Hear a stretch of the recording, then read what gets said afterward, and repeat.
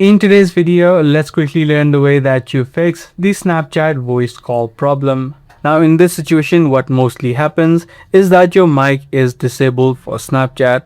To quickly ensure that it is disabled or not, you can tap and hold the app of Snapchat and head over to this eye icon. Once you're inside of the settings page, head over to permissions and make sure that the microphone option is set to allow. If this was not set to allow, this was the exact issue that you're facing. But however, if this is not the case for you, the other thing that you can do is within this setting is head back and tap on the storage option and then tap on the clear cache. Once you complete this step, try to remove the Snapchat app from the recent app list and try to see if the issue is now fixed.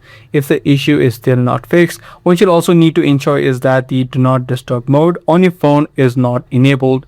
Sometimes this option being enabled will not allow you to make any sort of voice calls or receive any sort of notifications. Now apart from this, you can also check for new updates available. For Snapchat, head over to the Play Store, search for Snapchat, and if you do see new updates available, you can tap on the update button.